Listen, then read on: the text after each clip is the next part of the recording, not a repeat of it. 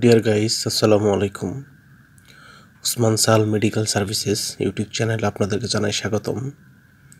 আশা করি আল্লাহর রহমত আপনারা সবাই ভালো আছেন।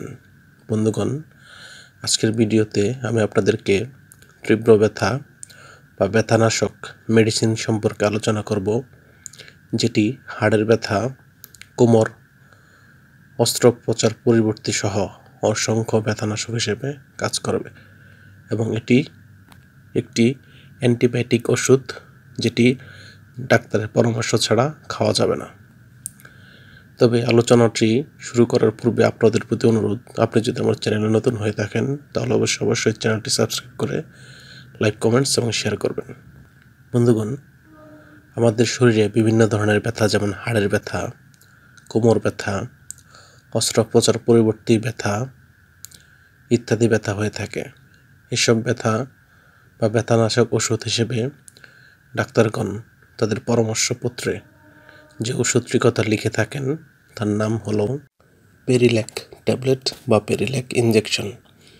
এটির গ্রুপ বা জেনারিক নাম হলো কিটোরোলাকট্রোমিথামিন এবং এটির উৎপাদনকারী প্রতিষ্ঠানের নাম হচ্ছে বায়োফার্মা ল্যাবরেটরিজ লিমিটেড।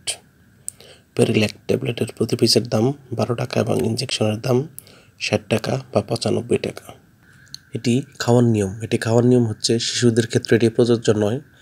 অন্যদিকে প্রাপ্তবয়স্কদের ক্ষেত্রে ডাক্তারের পরামর্শ অনুযায়ী 10 মিলিগ্রামের ট্যাবলেট দিনে 3 থেকে 4 বার অথবা ডাক্তার যেভাবে বলবে সেভাবে সেবন করতে হবে।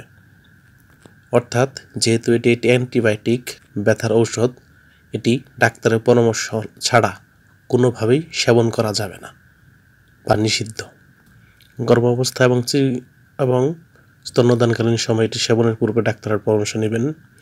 এই ওষুধটি সেবনের পর কিছু সাইড এফেক্টস দেখা দিতে পারে, যেমন বমি ভাব, গ্যাস্ট্রিক আলসার, গ্যাস, ঝিমুনি, মাথা ব্যথা, উচ্চ রক্তচাপ, বুক ব্যথা, তৃষ্ণা পাওয়া, ইডেমা ইত্যাদি।